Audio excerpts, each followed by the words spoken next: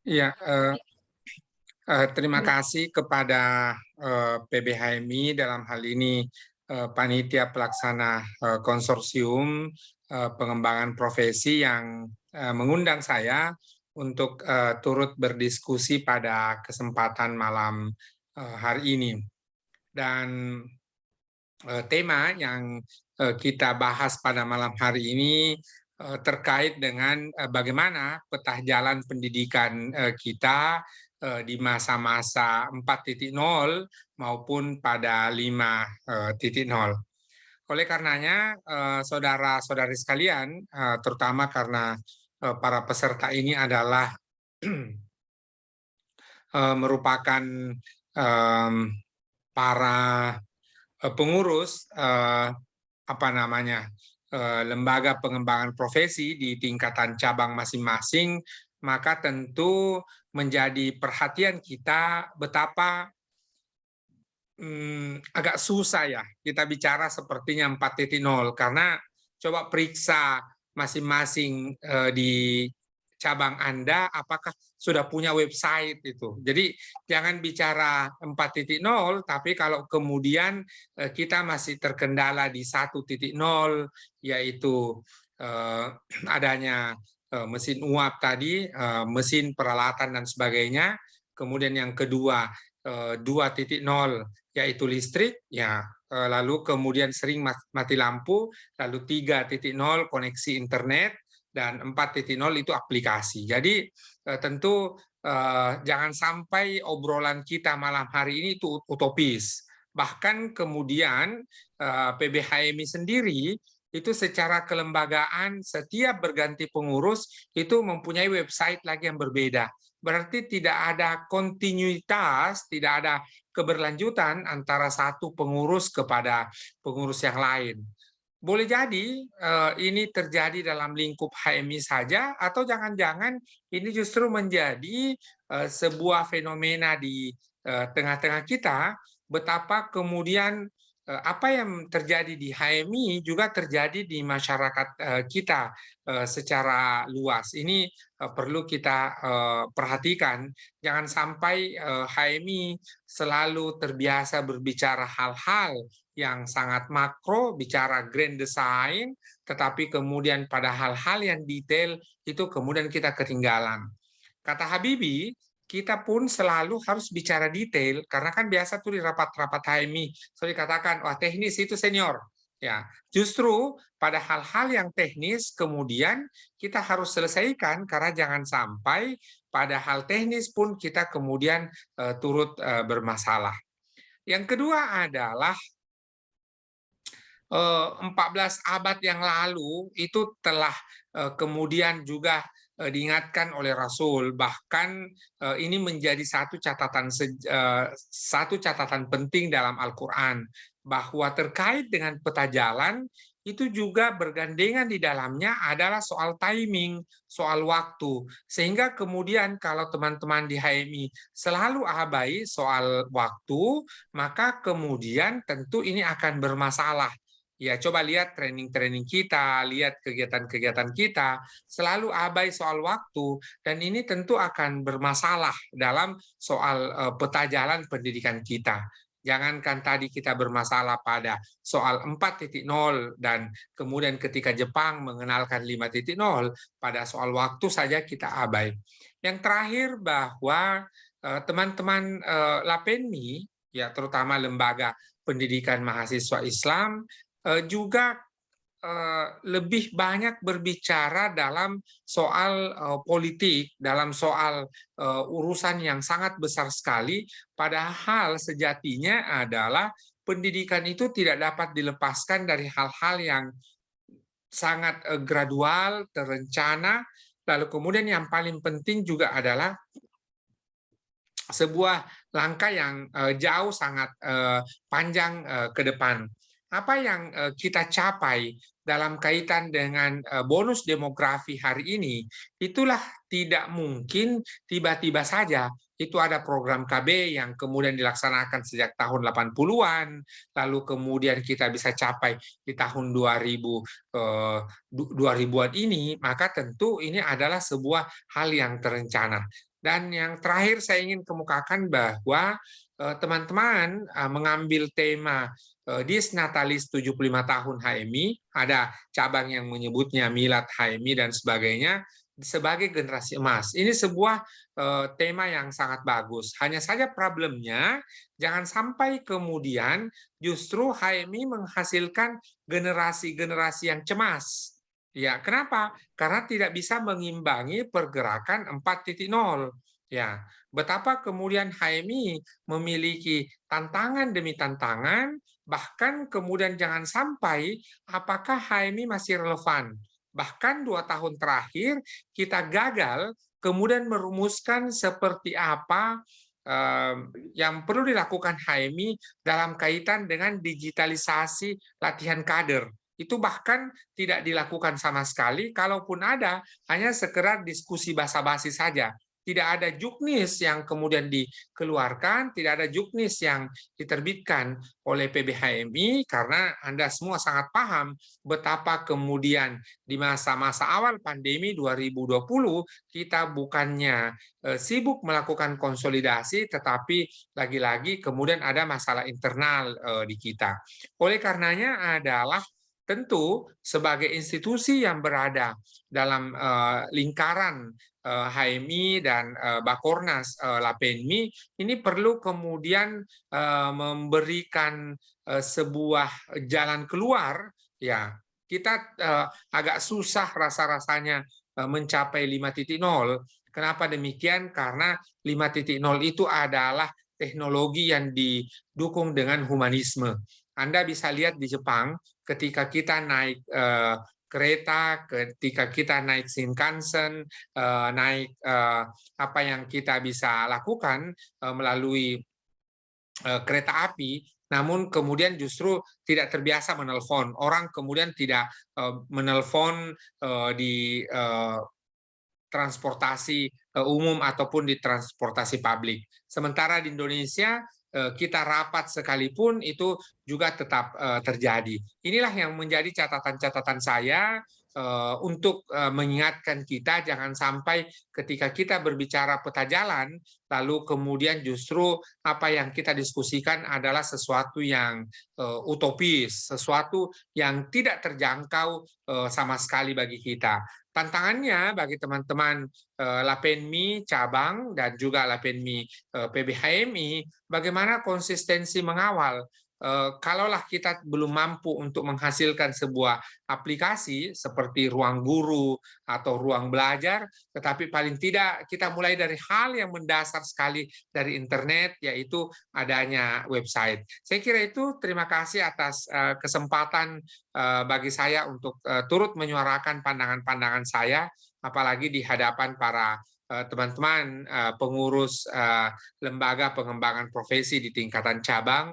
Dan ini sebuah hal yang perlu dilakukan ketika kemudian kita mulai terbiasa bekerja lintas bidang, dan ini tentunya adalah ada Lapenmi, ada LTMI, ada LAPMI dan sebagainya. Ya, tetapi kemudian terakhir saya ingin kemukakan justru kita lihat ada akun Historia HMI yang dibuat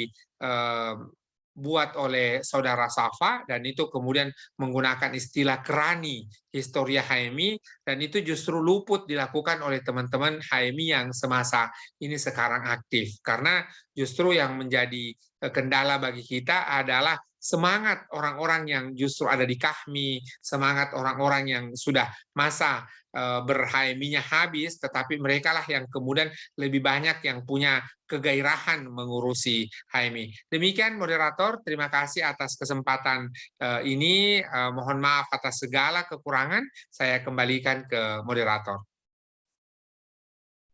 Baik, terima kasih banyak Bapak Ismail atas pemaparannya dan juga refleksi gitu ya, terkhusus untuk Lapenmi ke depannya seperti itu. Jadi seperti apa yang sudah disampaikan oleh Bapak Ismail tadi, jangan sampai generasi kita, terutama kader-kader HMI ini, gagal dengan digitalisasi di era zaman 4.0. Di zaman 4.0 aja kita gagal, gimana kita bisa mau masuk ke era 5.0 gitu kan. Sedangkan 5.0 adalah di mana teknologi itu bersinergi dengan humanisme seperti itu. Nah, mungkin kita langsung buka tanya jawab dari Kanda Yunda yang luar biasa dalam forum pada malam hari ini yang sangat bersemangat gitu ya. Terlihat dari kilatan-kilatan mata dan senyum-senyum ringannya seperti itu kan luar biasa.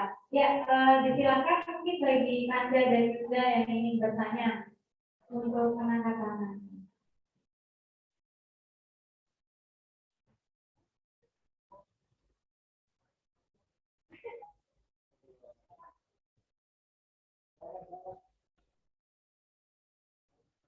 Ya, boleh mungkin langsung disilakan kepada Anda yang baju batik.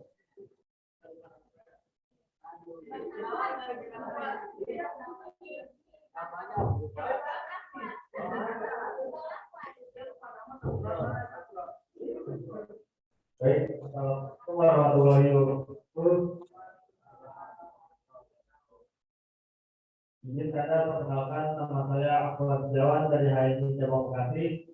Saya kan ya terkait dunia pendidikan di Indonesia saat ini yang sudah mengarah ke era digitalisasi. Salah satunya pada saat ini kita telah merasakan yang dimana fasilitas pendidikan di Indonesia pada saat pandemi ini kita berhadapan dengan seperti virtual Zoom dan juga virtual meeting ya, Zoom meeting itu.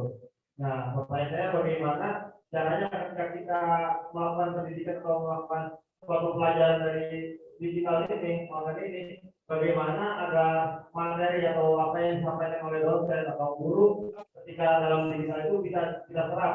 Nah, di mana kan guru itu dalam memberikan ilmunya itu salah satunya itu harus ditiru dan ditiru ya. Nah, bagaimana tuh kita ketika menerima daripada pelajaran itu melalui digital, bagaimana agar semuanya itu bisa kita serap dari ilmunya, dari akhlaknya, tingkah lakunya, agar selain dari ilmu yang kita dapat juga ada itu bisa kita dapat itu dari apa yang perlu disampaikan itu. Terima kasih.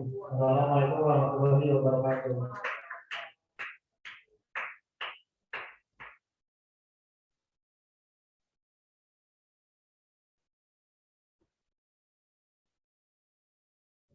Ya, mungkin bisa langsung dijawab, diberikan beberapa pertanyaan. Pembelajaran virtual itu kan hanya medianya ya. Maka kemudian guru sekarang ini berubah menjadi fasilitator.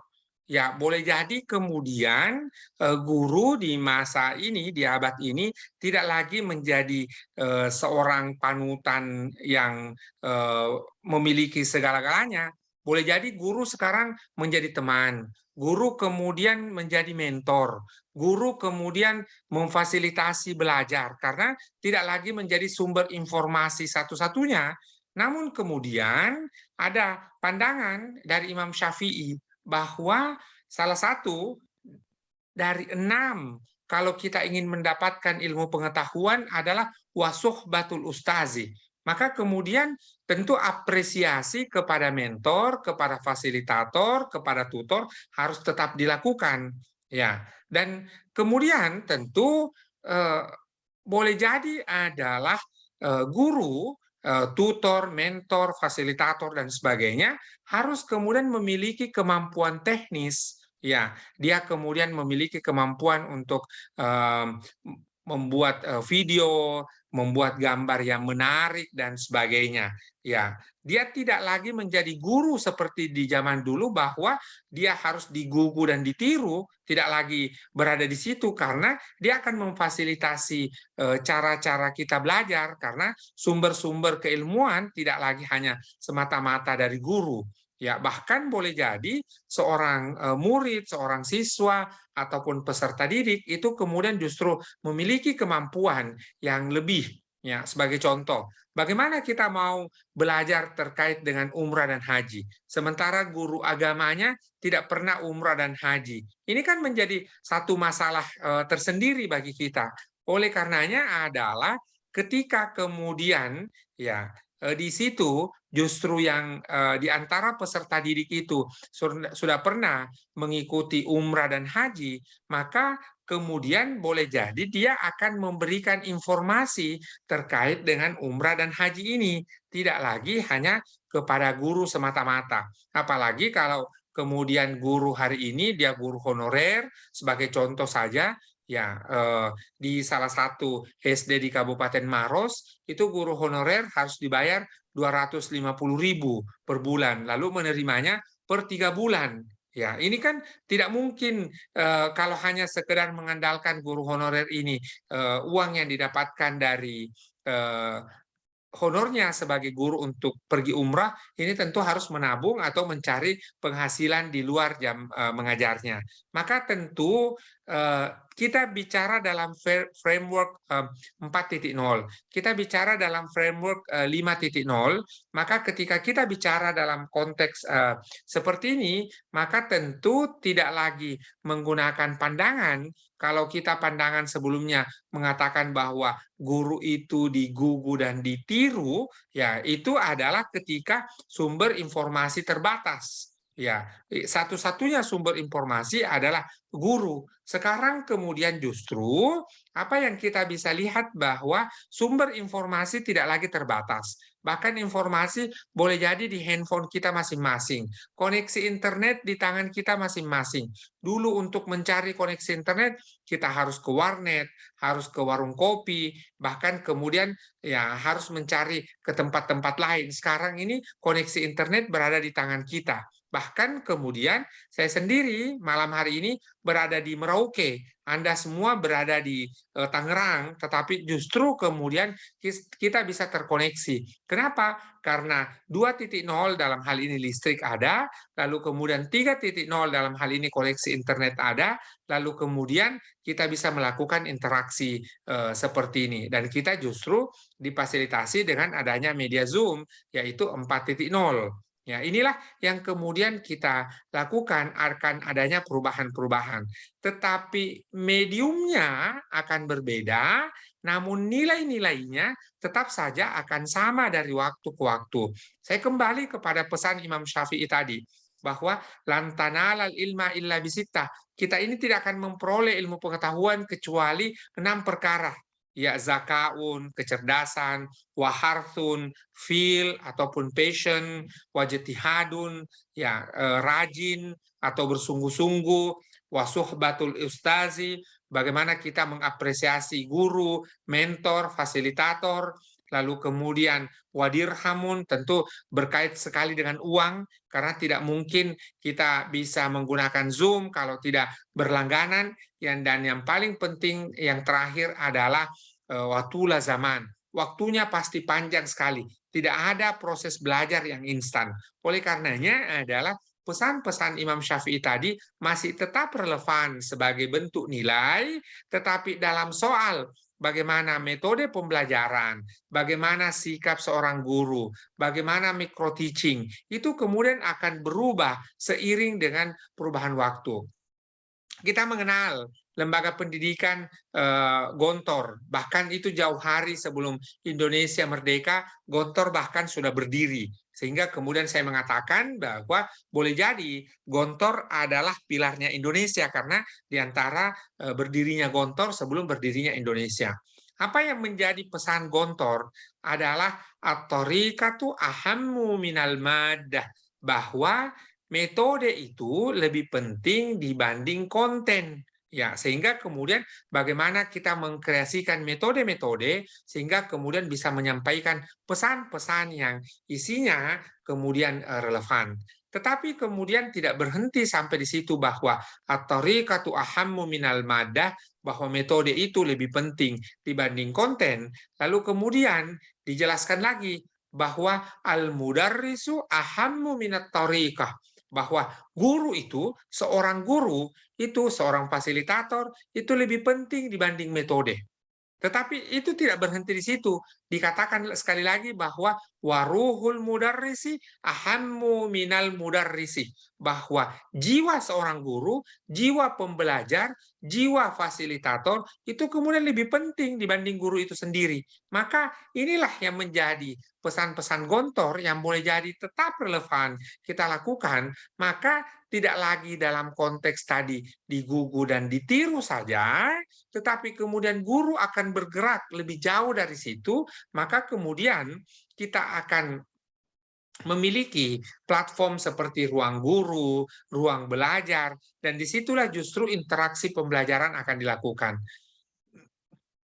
Lagi-lagi bahwa 4.0 itu adalah media saja, aplikasi saja semata-mata, tetapi tantangannya di kita adalah bagaimana mewujudkan apa yang memungkinkan untuk cara mempercepat transfer of knowledge. Oleh karena itu, pesan saya kepada kawan-kawan pengurus LAPENMI, pengurus LAPMI, dan para pengurus lembaga pengembangan profesi ini, Anda pulang ke cabangnya masing-masing, itu kemudian jangan selalu bicara sesuatu yang makro, sesuatu yang besar, tetapi mari bicara teknis. Sebagai contoh adalah LAPENMI perlu menggagas bagaimana micro teaching, bagaimana kemudian menggunakan Zoom sebagai alat yang interaktif, karena boleh jadi ketika kemudian kita mengajar tidak menggunakan ini sebagai sesuatu yang interaktif, maka kemudian ya tadi para peserta didik boleh jadi akan bergabung, tetapi kemudian karena dia merasakan dan menggunakan Zoom yang kita kelola itu tidak interaktif, maka itu kemudian ditinggalkan. Oleh karena itu kita sudah harus ada micro teaching, sudah harus ada coaching, instruktur dan sebagainya, termasuk melakukan karena boleh jadi di sini tidak ada para peserta dari BPL, ya Badan Pengelola Latihan, tetapi LK1 kita, LK2 dan LK3 kita tidak dilakukan hanya dalam bentuk seperti ini saja, dalam bentuk ceramah saja dan sebagainya. Karena kadang-kadang kalau hanya sekedar ceramah itu kemudian akan sampai pada titik-titik kebosanan tertentu. Demikian moderator jawaban saya terhadap pertanyaan ini. Terima kasih bagi yang berkenan untuk bertanya tadi, kita bisa elaborasi lebih jauh terkait pertanyaan ini. Terima kasih, saya kembalikan ke moderator. Baik, terima kasih banyak Bapak Ismail atas jawabannya. Jadi mungkin tadi sudah cukup ya, ada apa untuk menjawab pertanyaan yang ditanyakan tadi. Ya, selanjutnya ada yang ingin bertanya, banyak sekali. Mungkin dikarenakan Kanda yang di ujung sudah angkat tangan duluan, kepada Kanda disilakan.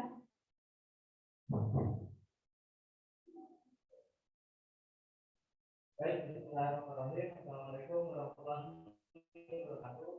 Salam hormat kata saya Haji Hidayat, saya dari HMI Cabang Malang. Kalau saya baca kurikulum studinya kita baca maksudnya kesangkaan. Saya dengan S2-nya di UIN, saya di UMM. Baik Anda. Jadi berbicara tentang pendidikan, beberapa teman-teman di UMM itu mengangkat satu aspek dalam pendidikan, Pak. Itu yang disebut dengan kampus digital. Nah, tapi seperti yang disampaikan tadi, harusnya hari ini HMI sudah berpikir sampai sana.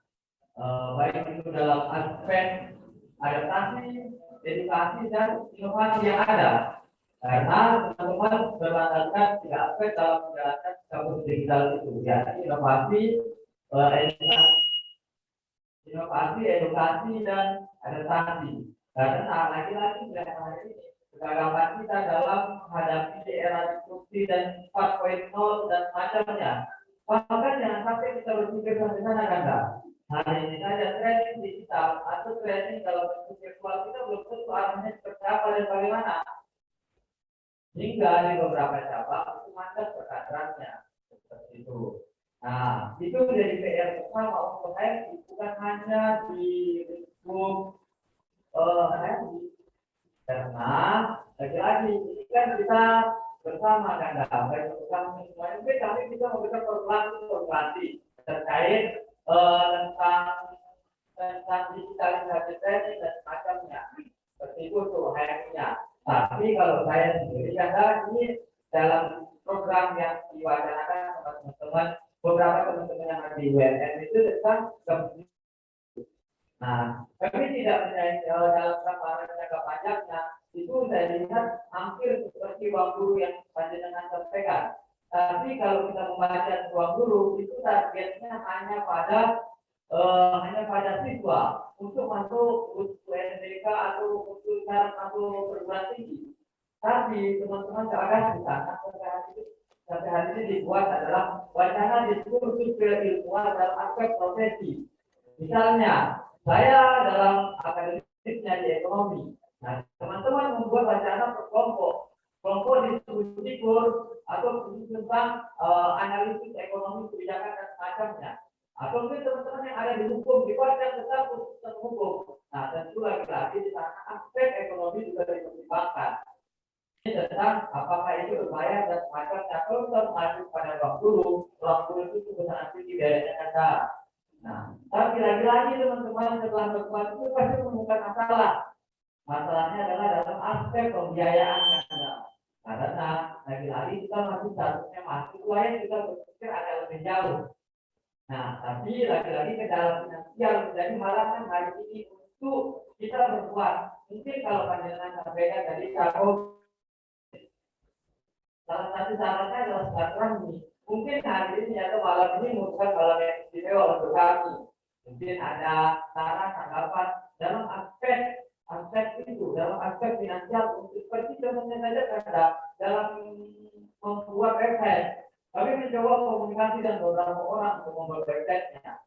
Kemudian kita coba membuat platformnya yang lebih besar. Ini masih wacananya di website bulan Maret. Kemudian setelahnya ini kita mencoba komunikasi dengan beberapa instansi.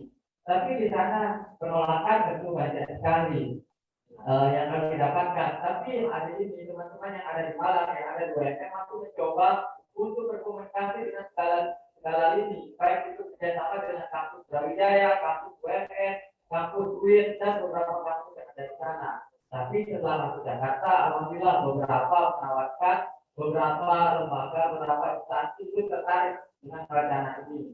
Nah, mungkin dari panjenengan, dari kata ada harapan baru atau pencerahan tentang ide itu bagaimana dan seperti apa. Mungkin itu saja dari saya. Anda mohon bimbingan, nasihat dan masukannya. Itu saja. Wassalamualaikum warahmatullahi wabarakatuh. Terima kasih atas pertanyaannya. Mungkin lebih ke bagaimana solusi finansial untuk mengeksekusi ide-ide adida ini kan, mungkin bisa tolong dibantu untuk menjawab pertanyaan tersebut itu bukan dari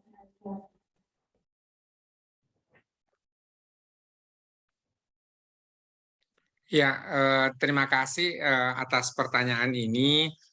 Tentu sebuah hal yang sangat menarik sekali bagi teman-teman HMI karena disitulah justru jiwa muda, idealisme yang muncul. Tetapi jikalau hanya sekedar semangat dan idealisme saja yang dimiliki, tetapi kemudian tidak mampu mewujudkannya, maka itu hanya akan menjadi sebuah retorika belaka. Inilah yang menjadi tantangan kita di HMI, karena selalu saja hanya sampai di retorika, tetapi kemudian kita tidak mampu mewujudkannya. Terlepas dari segala kekurangannya, Ruang Guru Belva ini kemudian punya gagasan, punya ide, tetapi bisa diwujudkan. Maka kalaulah tadi apa yang Anda kemukakan itu sebagai sesuatu yang bagus, maka perlu diwujudkan secara pelan-pelan. Ya, ketika kemudian terkendala dana, lalu kemudian tidak mampu mewujudkan idenya dalam soal karena kendala dana tadi, maka itu akan menjadi tanda-tanda kegagalan.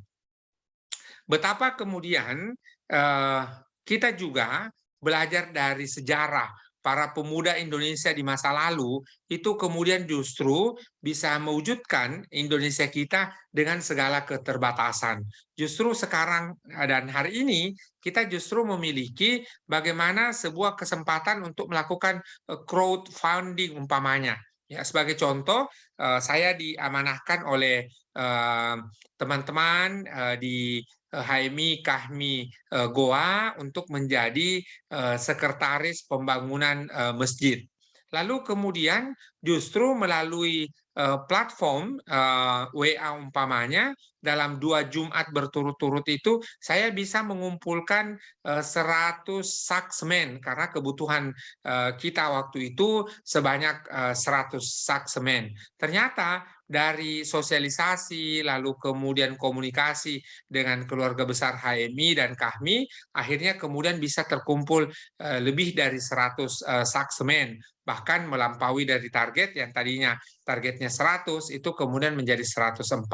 Maka kemudian kalaulah zaman yang berubah, tetapi ada yang tidak berubah dari zaman ke zaman, yaitu komunikasi. Ketika kemudian kita bisa memanfaatkan alat-alat komunikasi dengan efektif dan efisien, lalu kemudian dilandasi dengan perkenalan atau dilandasi dengan silaturahim sebelumnya, maka itu boleh saja kemudian kita menggunakannya secara efektif. Tetapi yang jadi masalah adalah ketika kita tidak pernah berjumpa di dunia nyata, tidak pernah berkomunikasi sebelumnya, bahkan boleh jadi nomor handphone Anda atau nomor handphone Anda saya tidak simpan dan nomor handphone saya Anda juga tidak simpan, maka ini akan menjadi masalah dalam komunikasi karena jangan sampai tiba-tiba masuk WA, Assalamualaikum Kanda, mohon bantuan untuk pembiayaan tiket, saya baru saja pulang dari LK2. Ya, kalau saya sebagai PNS akan menjawab Waalaikumsalam. Ya, lalu kemudian mengatakan bahwa orang pergi LK2 itu seperti orang naik haji, bahwa orang yang naik haji hanya orang mampu. Ya, jadi kalau Anda tidak mampu pergi LK2 jangan memaksakan diri. Ya, kenapa? Karena kita tidak saling kenal, lalu kemudian Anda justru minta tiket tiba-tiba, lalu kemudian ya Anda pasti tahu berapa gaji PNS di Indonesia.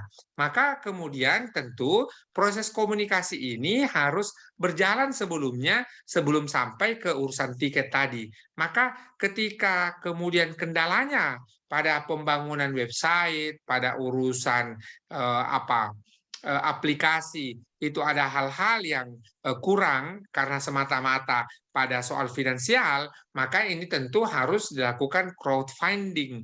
Bagaimana mencari dana bersama-sama, dan itu boleh jadi ada yang menyumbang 5.000, ada yang menyumbang 10.000 dan sebagainya, sepanjang Anda bisa kemudian melakukan dalam tanda kutip marketing terhadap ide yang Anda miliki. Maka kemudian tadi disebut sebagai era disrupsi adalah di mana kemudian berubahnya pakem, ya, berubahnya pola yang ada selama ini. Ya, kalau selama ini kita mau berusaha menjadi pengusaha ojek, ya, pengusaha taksi, maka kita harus punya mobil. Tetapi justru dengan adanya Grab, adanya kemudian Gojek, kita tidak perlu memiliki motor sekalipun, mobil sekalipun, maka kemudian muncullah orang yang punya ide seperti Mas Nadiem, lalu kemudian memiliki ide bagaimana membuat Gojek. Bahkan tidak punya satupun motor untuk dipekerjakan dalam kaitan dengan itu. Bahkan orang lain yang punya. Inilah masa-masa di mana kita mengalami disrupsi, masa-masa di mana kita mengalami gangguan, tetapi justru adalah muncul kreativitas. Dan ukuran-ukuran kekayaan tidak lagi seperti ukuran-ukuran kekayaan di masa sebelumnya. Jikalau kekayaan sebelumnya diukur dari luasnya lahan, ya, berapa banyaknya armada kita miliki, Maka sekarang yang dilihat justru adalah berapa banyak follower yang kita miliki, lalu kemudian bagaimana kita bisa melakukan digitalisasi ataupun aspek-aspek pengembangan digital dari organisasi. Ya, di sini tentu tantangan demi tantangan kita harus lakukan. Tetapi saya ingin mengakhiri jawaban saya dari pertanyaan ini adalah sekecil apapun ide yang Anda miliki, lakukan saja dulu, maka ketika Anda gagal sekalipun, maka di situ Anda akan belajar bahwa Anda belajar dari kegagalan. Tapi kalau Anda kemudian tidak pernah mencoba sama sekali dari ide yang Anda kemudian miliki, maka kemudian Anda akan berhenti pada kesempatan pertama. Demikian moderator, jawaban saya terkait pertanyaan yang baru saja ini. Terima kasih. Baik, terima kasih Iskandar Ismail atas jawabannya. Mungkin kita buka barangkali satu lagi pertanyaannya. Oke, ada yang bertanya lagi selain dua orang yang sudah mengangkat tangan? Kalau nggak ada, kita jadikan dua aja atau apa ya, Bu?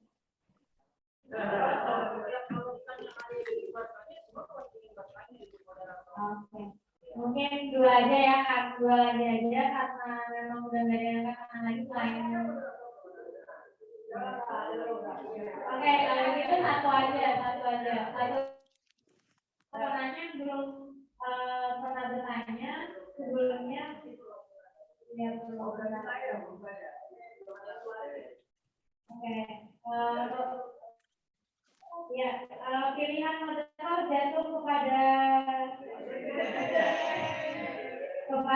Yunda Rizka. Pada Yunda Rizka disilakan untuk menyampaikan pertanyaannya.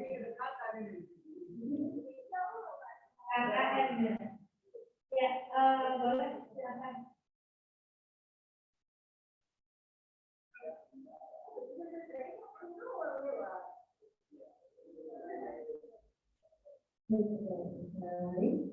Assalamualaikum warahmatullahi wabarakatuh.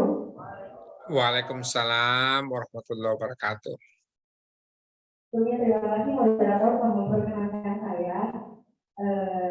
Selamat malam Anda, sudah berkenalkan diri. Saya Rika Menira dari Jakarta.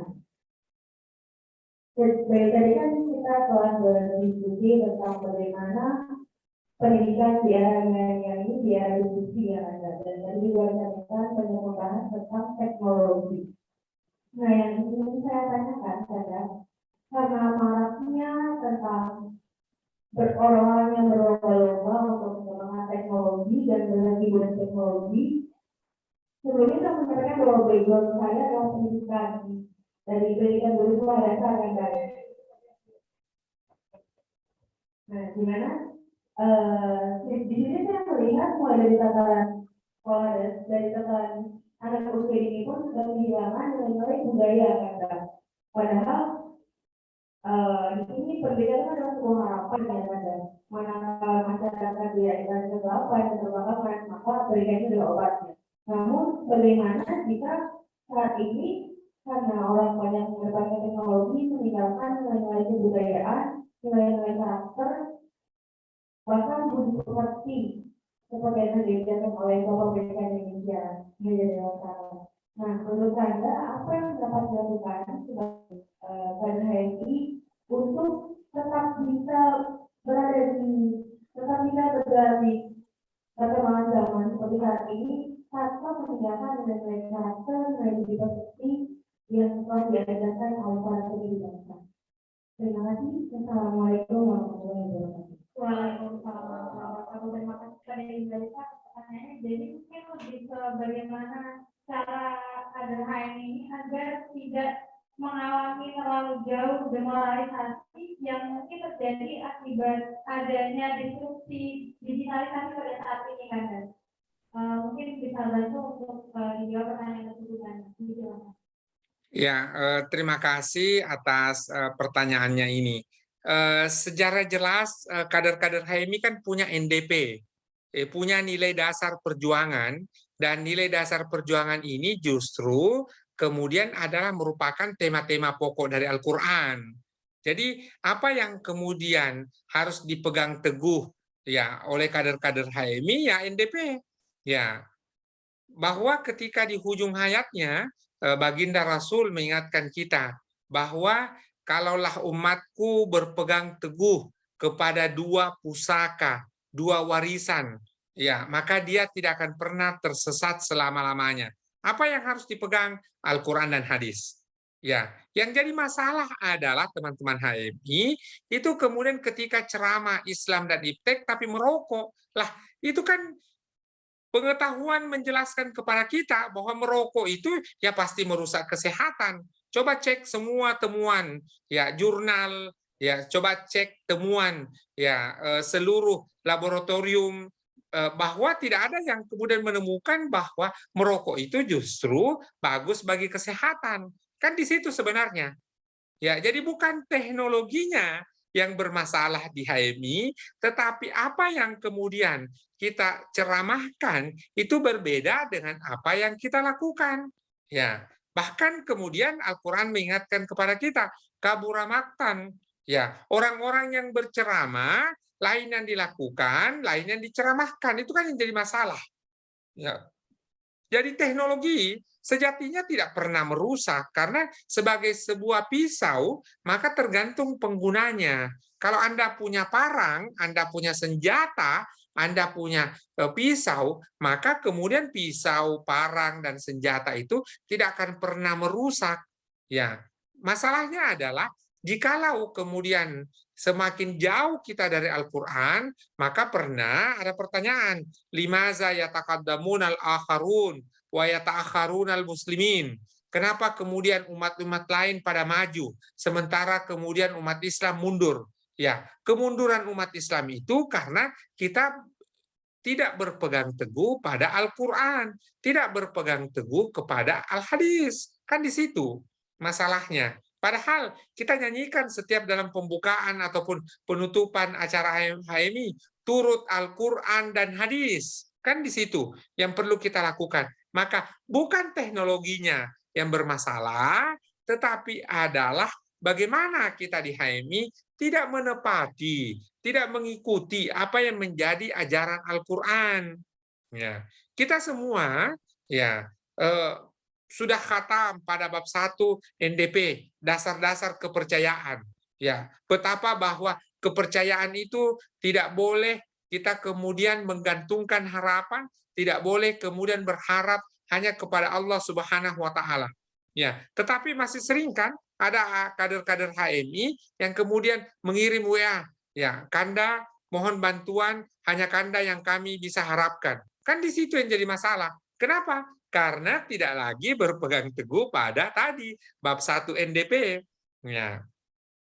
Saya hanya ingin cerita sekaligus menutup dari jawaban ini. Suatu waktu ada seorang adik ataupun kemudian lulusan LK2.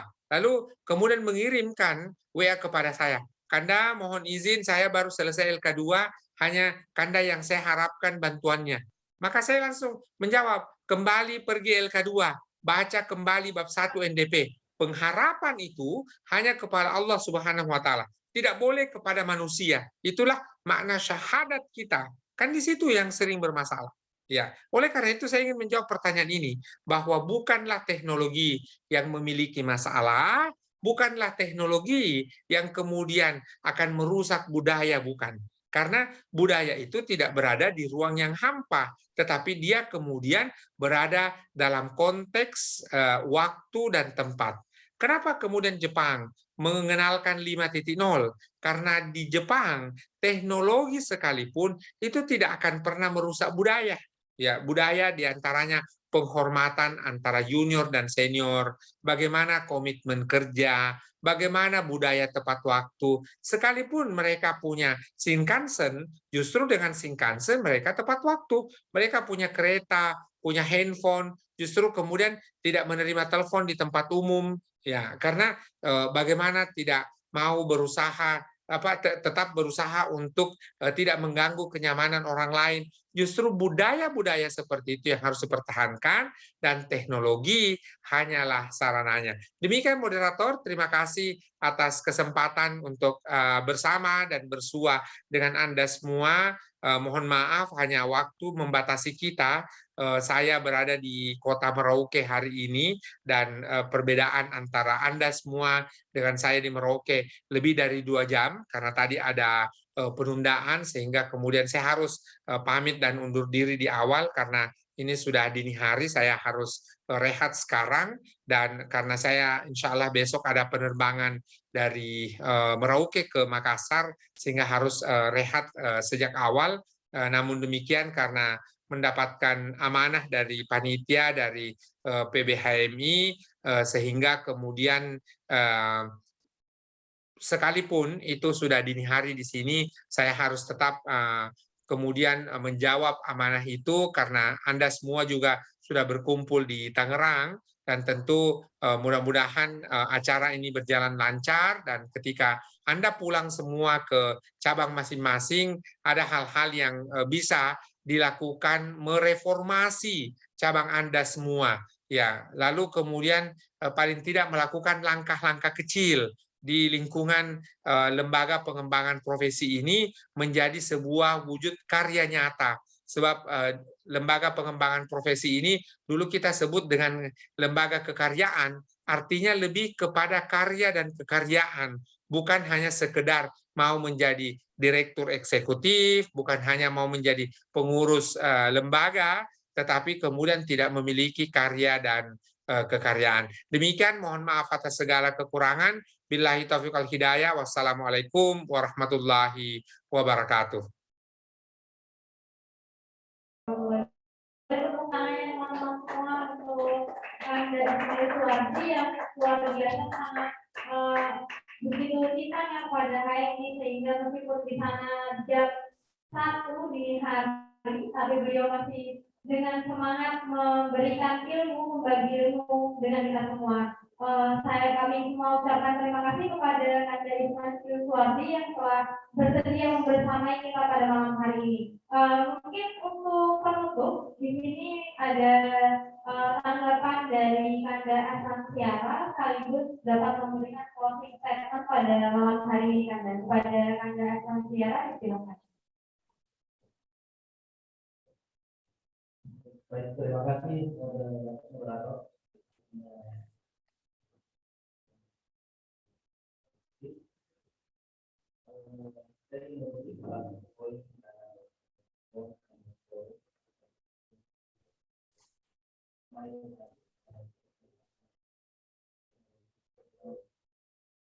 Tapi saya fokus pada bahwasanya menunjukkan bahwa geraknya banyak manusia yang dilakukan oleh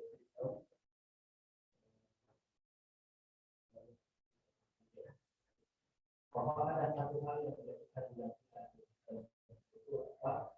Ini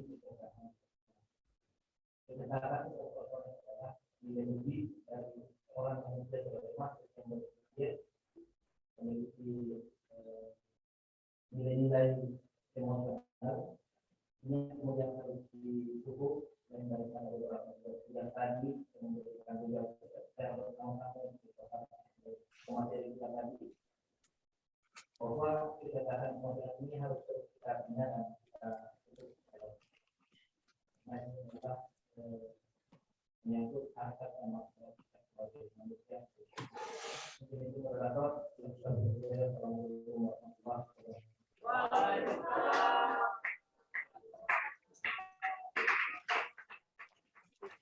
Baik, demikian agenda diskusi kita pada malam hari ini. Mungkin sebelum menutup forum pada malam hari ini, saya ada sedikit pantun teman-teman.